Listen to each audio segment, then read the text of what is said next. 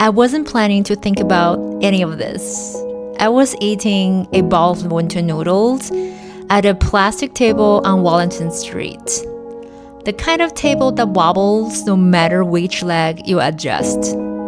And across the road, there was a Buddhist temple, incense pouring out, people praying, and directly behind it, like it was photobombing on purpose, a 70-story glass tower full of investment bankers. And nobody seemed bothered. That's the thing about Hong Kong. It doesn't explain itself. You walk a single block here and it changes identity 3 times.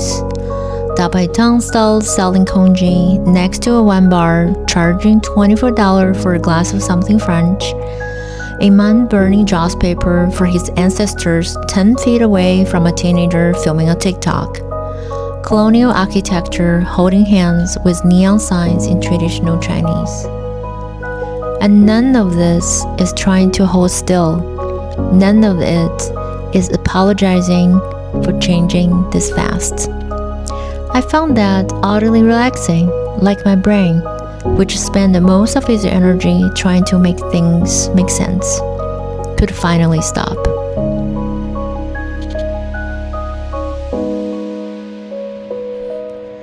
There is a Chinese philosopher whose name is Zhuangzi, who lived about 2300 years ago. He is one of Taoism's founding voices, and he had this dream. He dreamt he was a butterfly, completely free. No memory of being Zhuangzi, just a butterfly doing butterfly things. And when he woke up, he asked a question that still doesn't have a clean answer. Am I Zhuangzi, who dreamt of being a butterfly, or a butterfly now dreaming of being Zhuangzi? And before you think this is just Asian philosophy being weird, sit with it for a second. Because what he's actually asking is, maybe the version of you that you're so sure it is the real one isn't more real than the other version. Maybe you contain all of them. The professional one, the messy one, the one who cries at airline commercials, the one who can chair a board meeting without flinching. Zhuangzi's whole philosophy was that we exhaust ourselves trying to be one constant thing. And the universe, if you look around, doesn't do that at all. It's chaotic and ordered, beautiful and brutal, all of it, same breath. Kind of like a city I was standing in.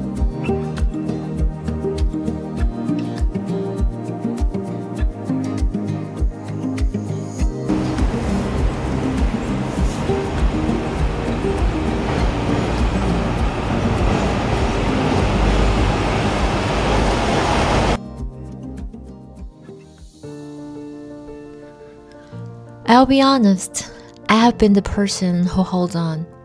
Relationships, jobs, a version of myself from 3 years ago.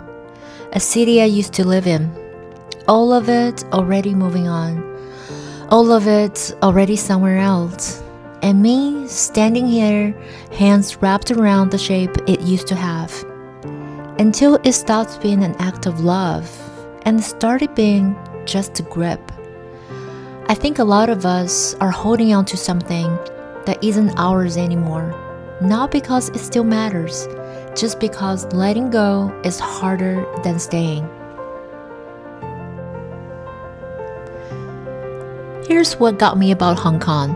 This city has been a fishing village, a British colony, a global financial center, a food capital, a place where you can buy a Rolex and a $3 egg waffle on the same street. And at no point in any of that history did Hong Kong stop, look around and say, wait, I should probably hold still for a minute. It just kept being all of it. Keep moving on. Full volume, nobody apologizing. I stood at the Star Ferry terminal and watched the boat cross between Kowloon and Hong Kong Island. Same crossing over and over for 100 years. And the city behind it changing every single day. Hong Kong taught me something I've spent years trying to avoid. The only constant here is change. I thought about Zhuangzi's butterfly, and I realized the real teaching was never about which version is real, it's the transformation between them. 2,300 years later, we're living in an age of accelerated change, AI rewriting the rules faster and faster, and the Taoists had the language for it before any of us needed it. The only truth is that nothing stays still. The exhausting part was never the change. It was the holding on to an image, a status, a relationship that stopped serving us a long time ago. I haven't figured everything out. I don't think I ever will. And I think that'll be quite alright. What shifted in Hong Kong was smaller than I expected. I stopped checking whether I was still the same person I used to be just for a few days. Just long enough to notice how much energy that I had been taking. My last morning here, I went back to the ferry, watched it cross again. Same boat, same harbor, different city already. And me too. Hong Kong, nobody apologizing. I'm Noah. I'll see you in the next city.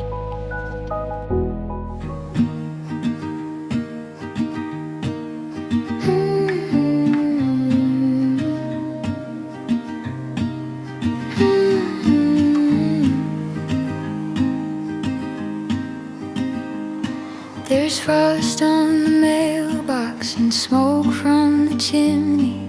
The neighbors got lights strung up crooked again. I'm standing here barefoot just past the screen door with coffee still warm in the palms of my hands.